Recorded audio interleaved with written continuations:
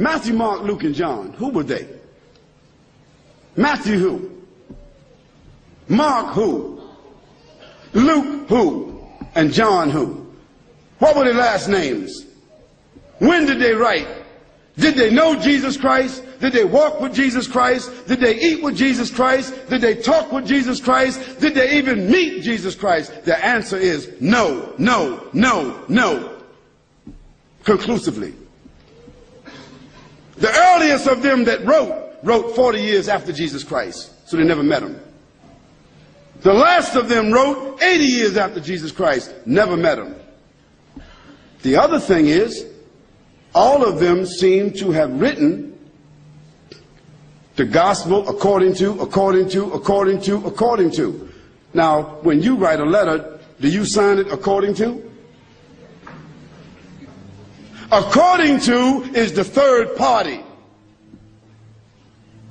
If Joanne or Jackie or Bobby or Johnny told me something and I wrote it, I would say according to Joanne, Jackie, Bobby, or Ronnie, according to. But those four people would not write a letter and in front of it say Jackie according to Jackie and not even write her last name. Because if Jackie wrote me a check and only said Jackie, I couldn't cash it. And if I was a policeman and I stopped Jackie on the road and she had a license that only said Jackie, she's going to jail.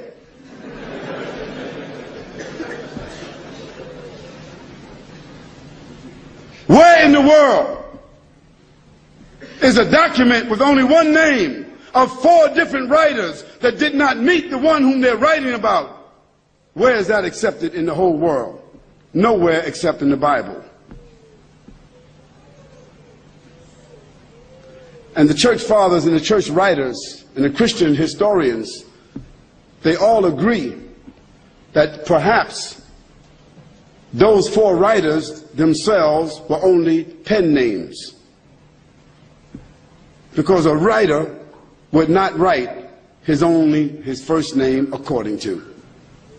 And there's a great amount of suspicion that the man called Paul, Saul of Tarsus, that because he wrote all the books from Acts all the way to the end of the New Testament, how many books is that?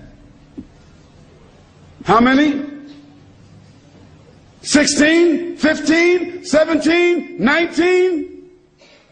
All the books of Acts on, Colossians, Ephesians, Corinthians, Romans, Galatians, all of those books are written by whom? Paul, Saul of Tarsus, another man who never walked, who never talked, who never met, who never ate, who never prayed, who never knew Jesus Christ. Isn't that something? Now here we find four writers and another one between them that wrote all the New Testament books that never talked, never walked, never ate, never prayed, never met the man called Jesus Christ. Yet in their words, the first mentioning of the Trinity came from where? From Jesus or from them? The first mentioning of Jesus being divine, a man God, came from whom? From them. The first mentioning that Jesus is the Son of God came from whom? From them. Jesus never said in his own words any such words, but it was the men who never met him, who claimed to have written, who didn't know their last names. And Paul, by the way, before he had that vision on the road to Damascus that only he saw and only he heard, guess what his occupation was? Do you know?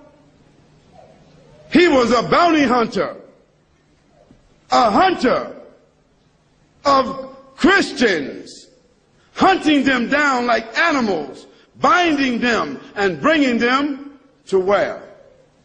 To Rome, so that they could be executed. Now, if Hitler, after killing thousands of Jews, said that on the road to Berlin he had a vision that he was named an apostle to the Jews, and he wrote 20 books that all the Jews are supposed to follow, Do you think they would be following that book?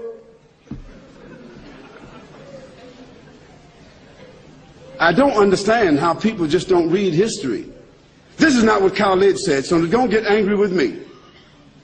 This is your own scripture, your own Bible scholars, their own church fathers. All of them agree that Paul never met Jesus, that Matthew, Mark, Luke, and John never met Jesus. By the way, they were not disciples. Nor were they walkers and talkers of the disciples. They were just writers and historians.